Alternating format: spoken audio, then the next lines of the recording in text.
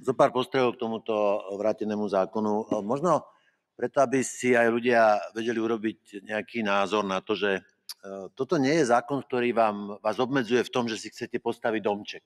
Hej?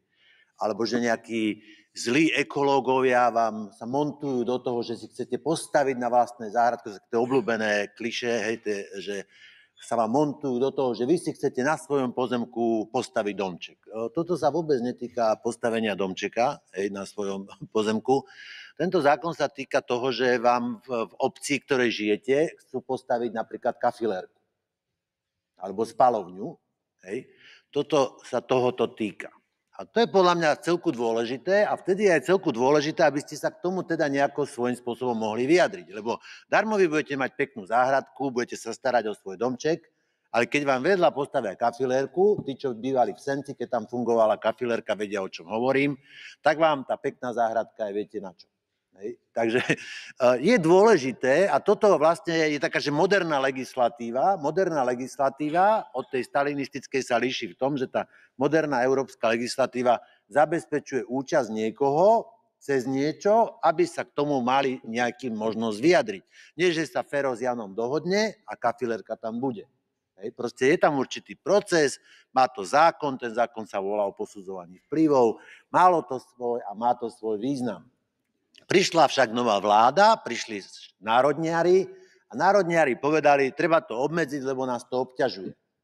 Samozrejme, oni to budú ponúkať ľudu pospolitému, že teda ideme odstaviť tých zlých ekológov, ktorí sa vám montujú do toho, že si chcete postaviť domček.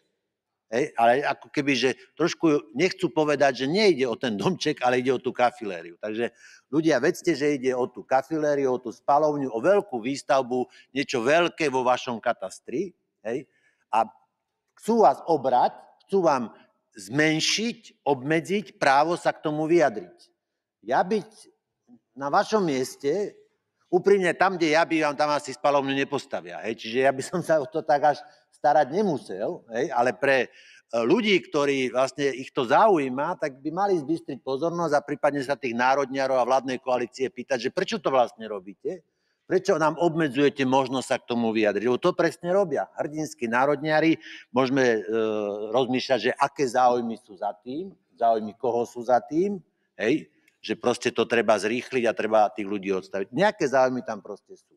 Takže toto je celá legislatívny počin, hej, tejto vlády bol v tom, že obmedzi tú verejnosť v tom spôsobe vyjadrovania.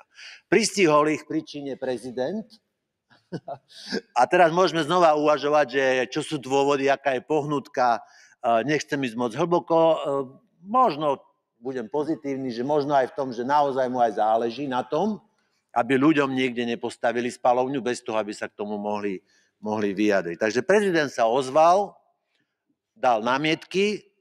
Na mieste ja som si až takto, že či vypustením 22 a 28 sa to celé prekonfiguruje tak, že sa to vráti. Nie som si celkom istý, a kolegyňa Štolová to tiež tak povedala, že si nie je celkom istý. Ale viete, politicky to znie, teda prezident vrátil, zastal sa, aj navrhol zmeny. Áno, úprimne, že či to není taká trošku, že taký Potemkin, že teda zahráme nejakú hru na ľudí, ale prísne vzaté sa nič dokopy nezmení. Stalo by to asi za samostatnú nejakú právnu analýzu, ktorú môžeme prípadne urobiť. Teraz však vieme, kde sme, v akom štádiu legislatívneho procesu sme, tak možno by stálo za to teda rozmýšľať aj politicky v tomto prípade a oceniť teda, že minister sa vôbec ozval, vôbec niečo navrhol, hej. Môžeme neskôr riešiť, aký to malo meritorný vplyv na to, aby sa tá verejnosť vrátila, ale že poďme s tým skúsiť narábať. A narábať s tým môžeme asi takým spôsobom, že ak tomu dobre chápem, a teda prípadne ma Ondrej dostal opravy, ale budeme mať 2 hlasovania. Prvé hlasovanie bude o námietkách pána prezidenta a tu nastáva podľa mňa úloha nás ako opozície, že my by sme mali byť za. Samozrejme. A nie som si celkom istý, ako koalícia pristupuje k námietkam pána prezidenta, obzvlášť národniari, že či sa stotožňujú s námietkami prezidenta. Ja predpokladám, že poslanci Hlasu sú za námietky svojho prezidenta, dobre, už to nie je, teda nemôžno tak povedať, ale bol to váš predseda, hej? Bolo dosť blbé, pardon za výraz, keby ste na jeho námietky to odignorovali. Čiže dá sa predpokladať, že by ste mohli byť za, alebo mali byť za. To znamená, je dosť možné, že my tie námietky prezidenta schválime spolu s vami. Lebo vy by ste mali byť za. Keď prejdú námietky prezidenta, potom budeme hlasovať o návrhu zákona ako o celku a tam by teda už sme sa nemuseli toho zúčastniť a tam už by to nemuselo prejsť, lebo národniari by sa teda nezahlasovali, lebo však vypustili ustanovenia, kvôli čomu to robili a máme to všetko v pytlíku a je to všetko vybavené, zákon by neprešiel. Ak dobre uvažujem, tak toto sa mi javí ako cesta. Chcem sa poďakovať týmto, že keby to takto vyšlo pánovi prezidentu a možno by to mohol byť aj nejaký modus operandi aj do budúcna, nejakej ľahkej spolupráce s pánom prezidentom, ktorý by nám sem posielal zákony. My jeho pripomienky spolu s hlasakmi zmeníme a potom sa návrh ako celok asi neprejde, alebo uvidíme. Hej.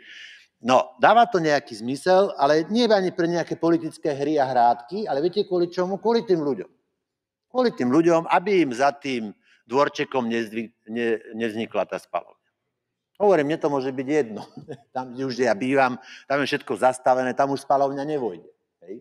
Ale naozaj je veľa miest, kde viete, sú skládky nebezpečného odpadu, sú nejaké ťažobné úmysly, je veľa nejakých podnikateľských zámerov, ale pozor, ja som aj za, treba aj investovať, treba aj robiť, len treba nájsť ten konsenzus, hej, že kde vlastne to môže byť a kde to najmenej robí zle a kde to dáva nejaký zmysel, dáva nejakú logiku, neotravuje, neznižuje to tým ľuďom komfort. Takže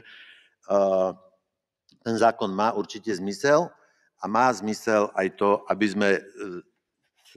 Sám som zvedavý, ako to hlasovanie dopadne. Možno ten návod by mohol byť taký, ak som sa niekde mýlil, verím, že ma niekto opraví. Ďakujem pekne.